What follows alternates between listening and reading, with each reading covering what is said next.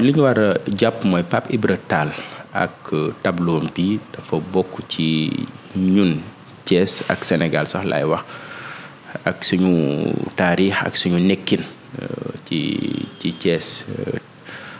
Tableau boobu dañ ko bàyyi ay ati at mu dee lay wax yàqu dem ba dee kenn dundalu ko kenn toppatoowu ko dem ba sax nit ñi di fa dem ginnaaw kër nit ñi di ko saw ba mu yàqu ñu bari interpellé ma ci armée bi sax interpellé nañ ma ci ak ñu bari bi mu amee ma jàpp ni ku toll ni Pape Ibra Tall ak liggéey bu toll ni mu liggéey waruñu bàyyi liggéey boobu naax saay waruñu bàyyi liggéey boobu dee ma dajale samay équipe waaye ma bind manufacture des arts ndax ñooñu ci question yi ñoom seeni xam-xam ma laaj leen nan lañ ci mën a def pour que ñu dundalaat li fi tableau Pape Ibra Tall ñu def réunion ci mairie bi def ay réunion yoo xam ne aussi ñu ngi ko defee ci barab bi ñu demee manufacture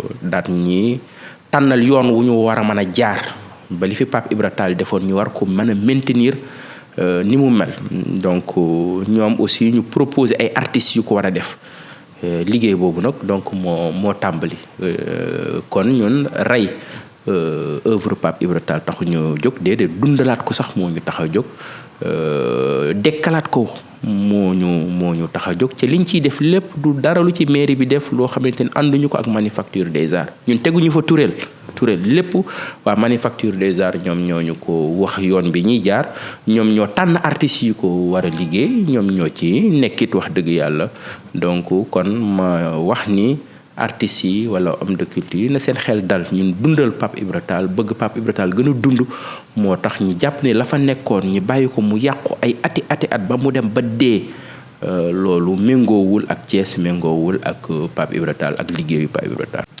Ce qu'il faut retenir que Pape Ibra Tall et cette mosaïque qui se situe à la place de France font partie du patrimoine, j'allais dire même national, du patrimoine donc de la ville de Thiès. Pendant des décennies, on a laissé cette fresque, cette mosaïque s'abîmer, s'engloutir, tomber en décrépitude, en déchéance totale jusqu'à devenir un dépotoir sauvage où les gens urinaient et faisaient d'autres besoins naturels. J'ai été interpellé donc même par l'armée sur la situation de cette mosaïque.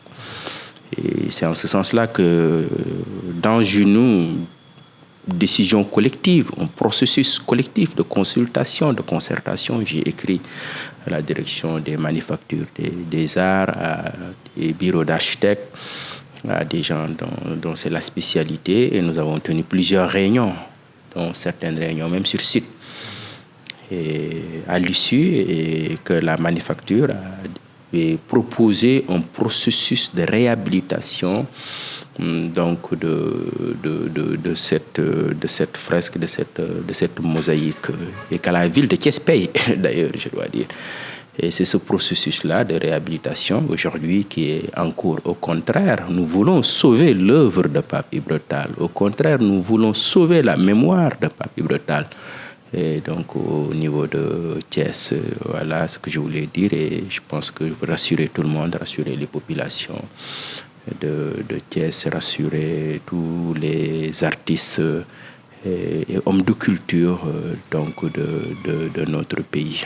Noo gisee tableau muraille bi Pape Ibra Tall artiste bu mag nekkoon manufacture des arts defaroon maire bi tay ñu ngi koy dindi mais dafa coow lu rëy ci fii ci diwaan man dama ne jarul coow dans la mesure où ñoom bañ koy defar les trucs de l'art là ñoom ci seen bopp xam naa ñoom ñoo ko defoon donc xam naa ne maire waru mën a jóg rek xoos ko noonu waaw bu fekkee ne moom moo ko def waaw mais man gis naa ne comme dindi nañ ko mais nañu xaar bu ñu defaat leneen ñu soogay mën a commenter mais dafa gaaw ci wax ji daal wax ji dafa gaaw waaw jaru ko donc nañu toog bay xam exactement moo gën waaw mais jarul vraiment commenter waaw wax dëgg yàlla loolu mooy sama gis-gis merci bien.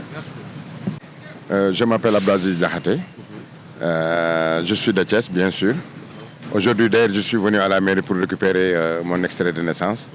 Au passage, n'est-ce pas, donc, Cette polémique.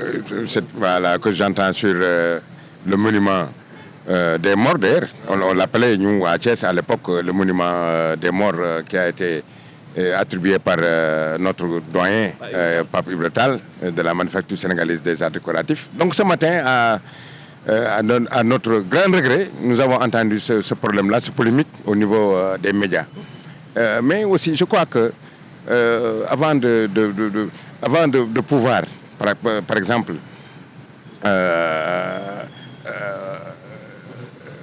réhabiliter donc ce monument, il était même question d'aller même au niveau du ministère de la Culture, n'est-ce pas, pour discuter avec les gens sur ce tableau. Mieux aussi parler même avec le directeur culturel de Thiès, du musée dynamique, n'est-ce pas, pour qu'on puisse voir comment peut-être réhabiliter ce monument. Mais il l'a fait.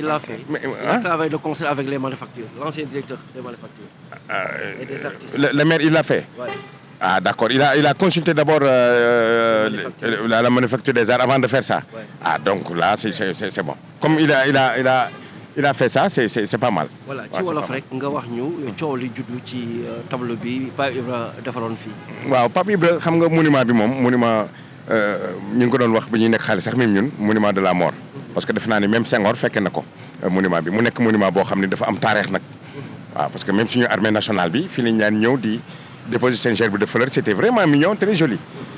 donc tey au ce matin daal la ñu yeewu rek dégg si rajo yeeg si internet bi ñuy wax ni alors monument bi dañ ko xool lii ak yooyu nangam mu créé benn polémique.